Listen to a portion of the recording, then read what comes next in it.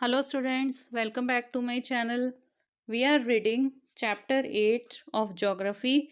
The name of the chapter is India, Climate, Vegetation and Wildlife.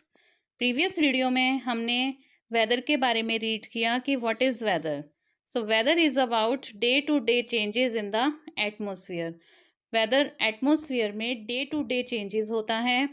जैसे कभी weather hot होता है, कभी कोल्ड वेदर होता है, कभी वेदर सनी होता है, कभी क्लाउडी वेदर होता है, कभी हवा चलने लग जाती है या कभी वेदर एकदम से शांत होता है.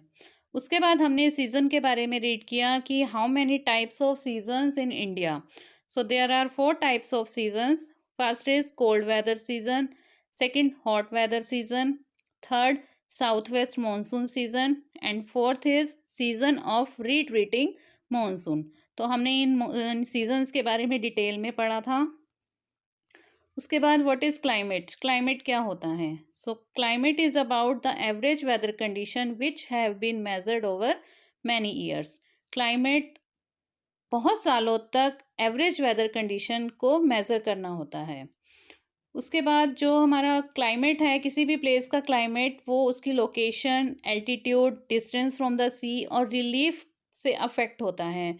लोकेशन में मीन्स उस प्लेस की लोकेशन क्या है, एल्टीट्यूड उस प्लेस की हाइट कितनी है, डिस्टेंस फ्रॉम द सी, सी से उसकी कितना डिस्टेंस है प्लेस का, और रिलीफ वो प्लेस कैसा है, माउंटेन्स हैं वहाँ पर, हिल्स हैं या प्लेटू है या प्लेन है.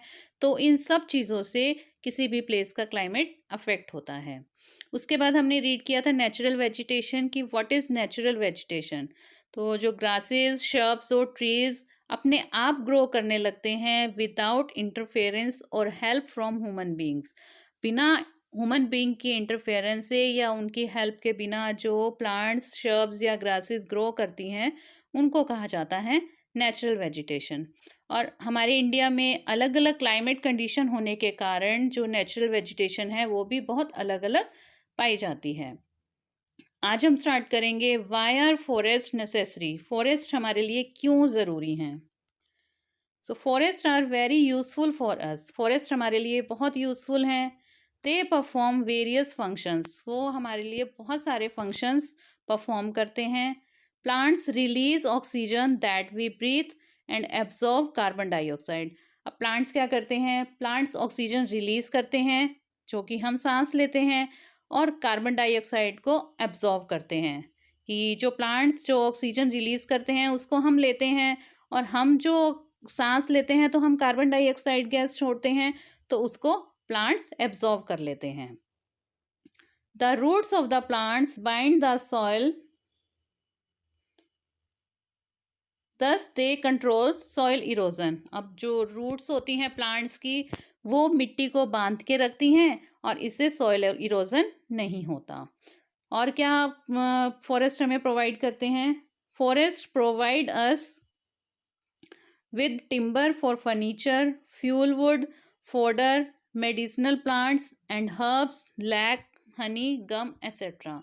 प्लांट्स हमें प्रोवाइड करते हैं फर्नीचर के लिए टिम्बर, फ्यूल वुड मतलब ईंधन, फोडर पशुओं के लिए चारा, मेडिसिनल प्लांट्स मीन्स दवाइयों जिससे दवाइयाँ मिलती हैं प्लांट से, हर्ब्स, लैक, हनी और गम. ये सभी चीज़ें हमें किससे मिलती हैं, फॉरेस्ट से मिलती हैं.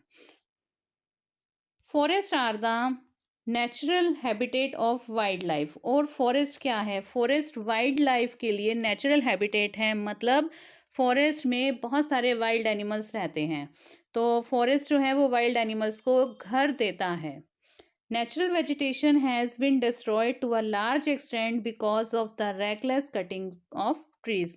अब नेचुरल हैबिटेशन जो है वो बहुत ज़्यादा डिस्ट्रॉय हो रही है. क्यों डिस्ट्रॉय हो रही है, क्योंकि बहुत ज़्यादा मात्रा में पेड़ों को काटा जा रहा है.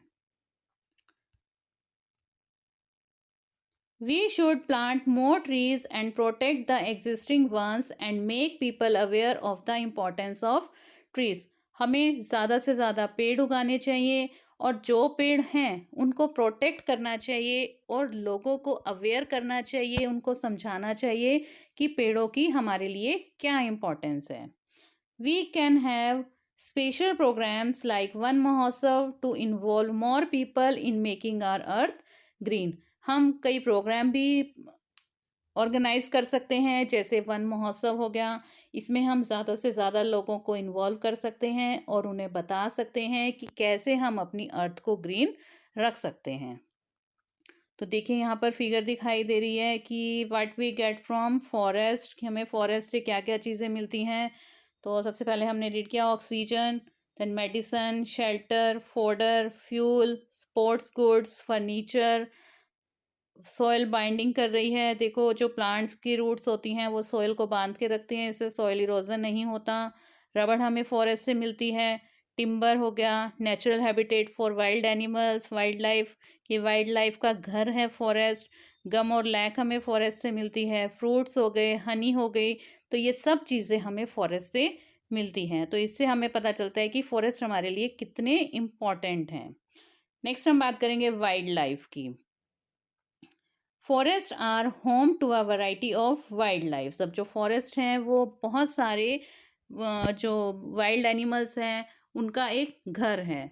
There are thousands of species of animals and a large variety of reptiles, amphibians, mammals, birds, insects and worms which dwell in the forest. अब यहाँ पर थाउजेंड ऑफ स्पीशीज पाए जाते हैं एनिमल्स के, और इसमें बहुत सारी वैरायटीज़ है रेप्टाइल्स की। रेप्टाइल्स होते हैं जो रेंगने वाले पशु होते हैं, जैसे स्नेक हो गया, लिजर्ड हो गई।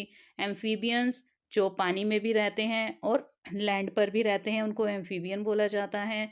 मैमल्स जो कि बेबी को बर्थ करते हैं। बर्ड्स, इंसेक्ट्स, वर्म्स, ये सभी एनिमल्स जो हैं वो कहाँ पाए जाते हैं? फॉरेस्ट में पाए जाते हैं। The tiger is our national animal. अब हमारा नेशनल एनिमल क्या है? Tiger. It is found in various parts of the country. और ये जो टाइगर हैं वो कंट्री के बहुत सारे पार्ट्स में पाए जाते हैं। गिर forest in Gujarat is the home of Asiatic Lions. अब जो एशियाटिक लायंस हैं वो कहाँ पाए जाते हैं? गुजरात में गिर फॉरेस्ट में पाए जाते हैं। Elephants and one horn rhinoceros roam in the forest of Assam. और एलिफेंट और एक सींग वाले जो राइनोसोर्स हैं वो कहाँ मिलते हैं? असम के जंगलों में घूमते हैं। Elephants are also found in Kerala and Karnataka. और जो एलिफेंट्स हैं वो केरला और कर्नाटका में पाए जाते हैं। मीन्स अलग अलग क्लाइमेट कंडीशंस में अलग अलग तरह के वाइल्ड लाइफ पाई जाती हैं। जैसे camels and wild asses are found in the great Indian desert and the Rann of Kutch respectively. अब जो कैमल्स हैं, ऊंट, और जो वाइल्ड एसेस मीन्स जंगली गधे हैं, वो कहाँ पाए जाते हैं? वो ग्रेट इंडियन डेजर्ट में और रन ऑफ कच्छ में पाए जाते हैं। Wild goats, snow leopard, bears etcetera are found in the Himalayan region. अब अगर हम हिमालय रीजन की बात करें जहाँ पर बहुत ठंड होती है, वहाँ पर कौन से एनिमल्स मिलते हैं? वाइल्ड गोट्स, स्नो लेपर्ड और बियर्स। ये कहाँ पाए जाते हैं? हिमालयन रीजन में पाए जाते हैं। Beside these, many other animals are found in our country, such as monkey, wolf, jackal, नीलगाय, चीतल, etc. इसके साथ साथ ही और बहुत सारे एनिमल्स हैं जो कि हमारे देश में पाए जाते हैं, जैसे मंकी हो गया, वुल्फ, जैकल, नीलगाय और चीतल, etc. उसके बाद India is equally rich in bird life. जैसे कि एनिमल्स की बहुत सारी वैरायटीज़ हैं इंडिया में, उसी तरह से बर्ड्स की भी बहुत सारी वैरायटीज़ पाई जाती हैं इंडिया में। The peacock is our national bird. और पिकॉक हमारा नेशनल बर्ड है। Other common birds are parrots, pigeons, myna, geese, Bulbul and ducks. और दूसरे कॉमन बर्ड्स हैं जैसे पैरट हो गए, पिजन, मैना, गीज, बुलबुल और डक्स। ये कुछ और अलग बर्ड्स हो गए। There are several bird sanctuaries which have been created to give birds their natural habitats. अब बर्ड्स के लिए कुछ सेंचुरीज बनाई गई हैं, बर्ड सेंचुरीज, जिसमें कि जहाँ पर बर्ड्स को प्रोटेक्ट किया जा सकता है। और ये जो बर्ड सेंचुरीज हैं वो इन बर्ड्स का नेचुरल हैबिटेट है, मतलब उनका घर है जहाँ पर उनको प्रोटेक्शन मिलती है। These provide the birds protection from hunters. वहाँ पर इन बर्ड्स को हंटर से प्रोटेक्शन दी जाती है। जो शिकार करते हैं लोग, उनसे इन पक्षियों को बचाया जा सकता है। Can you name 5 birds that are commonly found in your area? क्या आप आपके एरियाज में जो बर्ड्स मिलते हैं उसमें से 5 बर्ड्स आप बता सकते हैं? तो you can tell. There are several hundreds of species of snakes found in India. अब इंडिया में कई हंड्रेड्स ऑफ स्पीशीज पाए जाते हैं किसके? स्नेक्स के। Cobra and kraits are important among them, और इनमें से कोबरा और क्रेट्स जो हैं वो बहुत इम्पॉर्टेंट हैं। Due to cutting of forest and hunting, several species of wildlife of India are declining rapidly. अब फॉरेस्ट और हंटिंग के कारण फॉरेस्ट को कट कर रहे हैं लोग और हंटिंग शिकार कर रहे हैं, इसके कारण बहुत सारे वाइल्ड लाइफ के स्पीशीज जो हैं वो इंडिया में डिक्लाइन हो रहे हैं, मतलब कम होते जा रहे हैं, ख़त्म होते जा रहे हैं। Many species have already become extinct, और कुछ तो स्पीशीज ऐसे हैं कि जो बिल्कुल ही ख़त्म हो चुके हैं। In order to protect them, many national parks, sanctuaries and biosphere reserves have been set up. और इनको प्रोटेक्ट करने के लिए, इन एनिमल्स को बचाने के लिए नेशनल पार्क्स, कई सेंचुरीज और बायोस्फीयर्स को बनाया गया है। And the government has also started Project Tiger and Project Elephant to protect these animals. और गवर्नमेंट ने भी कुछ प्रोजेक्ट स्टार्ट किए हुए हैं, जैसे कि प्रोजेक्ट टाइगर और प्रोजेक्ट एलिफेंट स्टार्ट किए हैं, जिसमें इन टाइगर्स को और एलिफेंट्स को प्रोटेक्ट किया जा सकता है। Can you name some wild life sanctuaries of India and locate them on a map? क्या तुम कुछ वाइल्ड लाइफ सेंचुरीज के नाम बता सकते हो और उसको इंडिया के मैप में लोकेट कर सकते हो? You can also contribute in conserving wild life. आप अपना कंट्रीब्यूट भी कर सकते हैं, कैसे? वाइल्ड लाइफ को कंजर्व करके, उनको बचा के, उनको सेव करके। You can refuse to buy things made from parts of the bodies of animals such as their bones, horns, fur, skins and feathers. अब क्या होता है कि हम जो चीज़ें एनिमल्स के पार्ट्स ऑफ बॉडी से बनाई जाती हैं, जैसे कि बोन्स हो गए, एनिमल्स के हॉर्न से चीज़ें बनाई जाती हैं, उनके फर से, स्किन से और फैदर से जो चीज़ें बनाई जाती हैं, उनको हम लेने से मना कर सकते हैं। मीन्स कि जो चीज़ें इन एनिमल्स के बॉडी पार्ट से बनाई जाती हैं उनको हम नहीं लेंगे। इससे क्या हो सकता है, हम कंट्रीब्यूट कर सकते हैं वाइल्ड लाइफ को कंजर्व करने में। Every year we observe Wildlife Week in the first week of October to create awareness of conserving the habitats of the animal kingdom. अब हर साल जो अक्टूबर के फर्स्ट वीक में वाइल्ड लाइफ वीक मनाया जाता है, जिसमें कि लोगों को अवेयर किया जाए, लोगों को बताया जाए कि किस तरह से हम एनिमल किंगडम को कंजर्व कर सकते हैं, उनके जो हैबिटेट्स हैं उनको हम प्रोटेक्ट कर सकते हैं। तो इसके लिए अक्टूबर के फर्स्ट वीक में वाइल्ड लाइफ वीक मनाया जाता है। इसके बाद देखिए एक और बॉक्स में दिया हुआ है माइग्रेटरी बर्ड्स के बारे में कि माइग्रेटरी बर्ड्स क्या होते हैं। Some birds such as pintail, duck, curlews, flamingo, osprey and little stint migrate to our country in winter season every year. अब कुछ बर्ड्स हैं जैसे कि pintail, duck, curlews, flamingo, osprey and little stint, ये winter season में हर साल हमारे देश में आते हैं।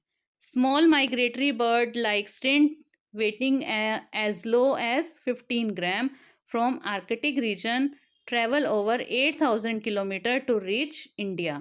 अब कुछ छोटे पक्षी हैं माइग्रेटरी पक्षी, जैसे little sting weighing as low as 15 gram, जिनका वेट कितना है 15 ग्राम से भी कम है, वो कहाँ से आए हैं? आर्कटिक रीजन से आए हैं, 8,000 किलोमीटर की ट्रैवल करके।